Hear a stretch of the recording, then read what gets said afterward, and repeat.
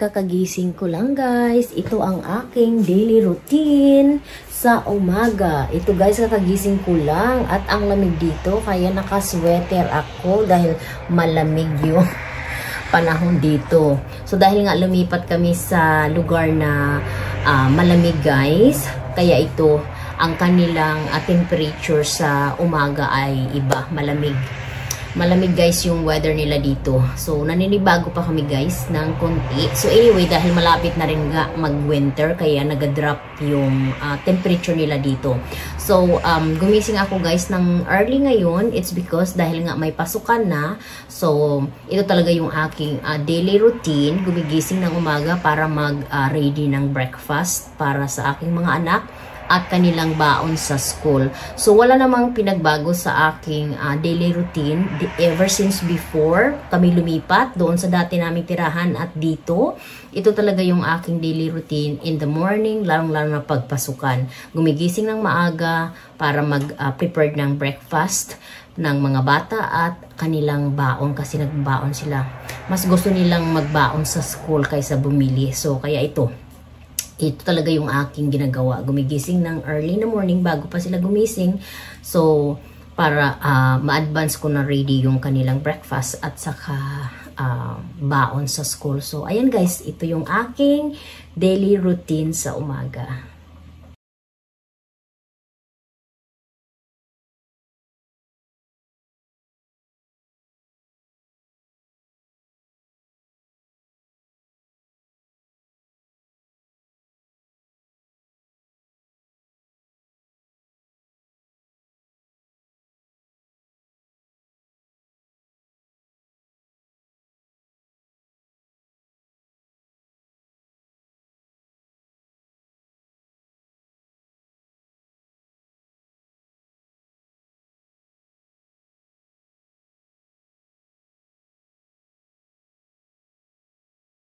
Sa school na ang mga bata guys, na drop off na sila. So ako naman ready na papunta doon sa aking mini kagubatan para ipagpatuloy ang aking ginagawa na pagpuputol ng mga kahoy doon para lalong lumaki yung aming area na gustong gagawing mini farm or garden at saka livestock doon sa likod.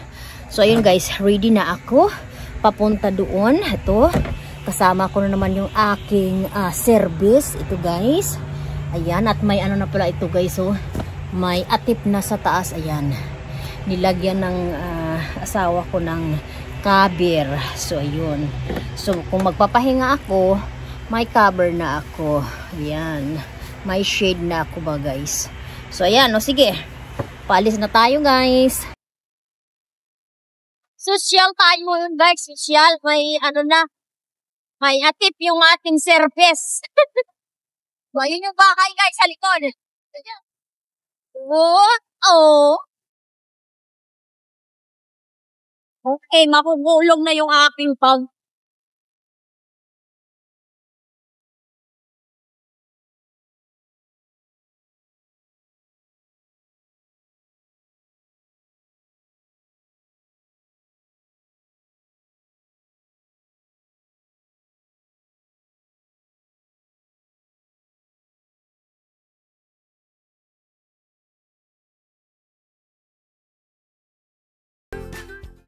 Dito na tayo guys. Dumating na tayo sa ating mini kagubatan. At dito ako uli magpapatuloy ng aking ginagawa sa banda sa may likod. Ayan guys. Kasi ang ginagawa ko kasi from likod or from back to the front. Yun lang ginagawa ko guys. Pabalik-balik. Ayan. So ngayon, dahil okay na yung doon sa may unahan, dito na naman ako babalik sa likod. Ayan. So mag-uumpisa na naman ako sa likod papunta sa taas. Ayan. Dito tayo guys sa pinakalikod sa area ng lupa. Ayan. At ang lahat na makikita mong parang bagong clearing or yung parang bagong pitas na kahoy at bungkal, yung nabungkal na lupa, ito ang area na kami ang naglinis at nag-clearing dito since pagdating namin. So ito nga yung pinaka likod-likod ng lupain. Ayan guys, so kami yun ang aming natapos since almost 3 months. Ayan, kami lang talaga ang gumawa nito at naglinis sa pamagitan ng aming sariling labor, physical labor guys. Kami talagang gumawa. Except lang dyan sa likod na tinuturo ko, yung parang dry na area. Yun ang area na pagdating namin dito ang medyo ano lang yung clear or malinis na walang kahoy. And then the rest na tinuturo ko at pinapakita ko sa inyo ay kami na talaga ang nag-clearing dito. At dito ang aming plan na maglagay ng livestock. Ayan guys, tulad ng chicken farm. Dito ako guys magsisimula sa side na likuran kasi itong area ay katabi ng pinakadulo. Ayan, so pag ma-clear ko siya, itong area na ito, makikita mo na ang parang kabuuan ng nasa likod na na-clear namin. Ayan guys, makikita mo na. Medyo makikita mo na. So ito ang unahin ko na i-clearing ngayon para makikita na yung likuran. And then ipatuloy ko lang siya papunta doon pa ganun, pataas. Ayan guys. So kung ano lang yung aking matapos ngayon guys, dahil hindi ako magtatagal dito, dahil nga syempre ang mga anak ko nasa school. So in a few hours pipick upin na rin sila sa school. So and then magluto rin ako ng dinner. So ayan, kung ano lang yung ma-spend ko dito, maybe 3 to 4 hours lang siguro ngayong araw. So yun ang gagawin ko ngayon guys. So magsisimula na ako.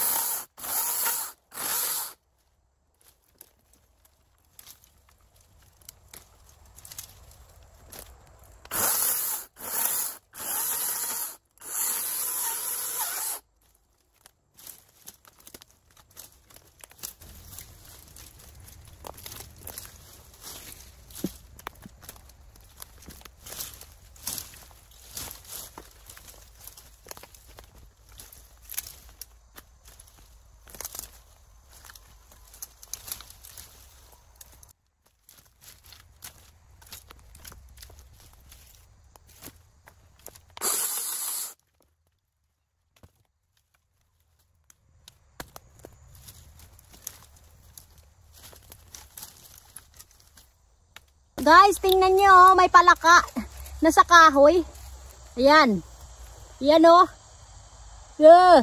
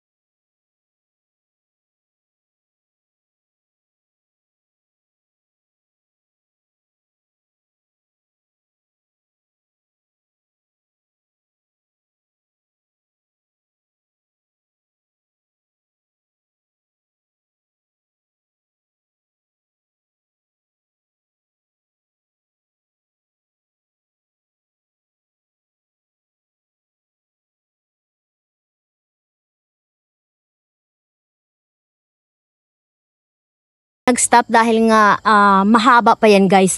So, but anyway, so dyan kami nag-stop and then ipakonek lang yan dito. Ayan. So, ngayon, ito ang ginawa ko ngayon.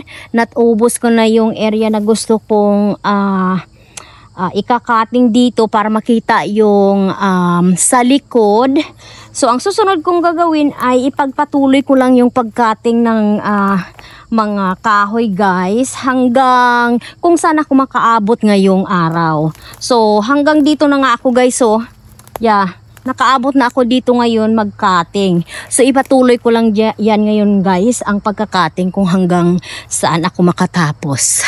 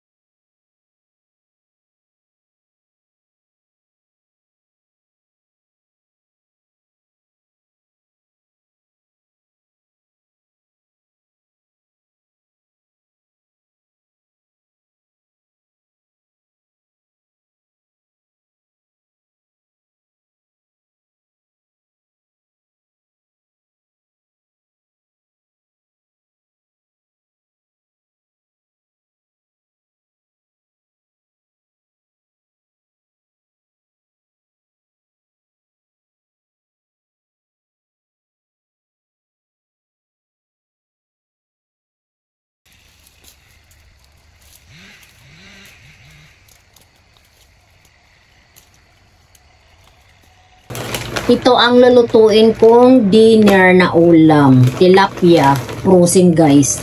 So ayan, yung anak kong babae nasa bahay na, ang asawa kong nagsundo sa kanya, pero yung anak kong lalaki nandoon pa sa school dahil nga may practice sa kanyang sports. So ngayon, ako ang magsusundo sa kanya mamaya. So i-ready ko na lang muna yung aming dinner and then susunduin ko siya after makaready rin ako sa aking sarili.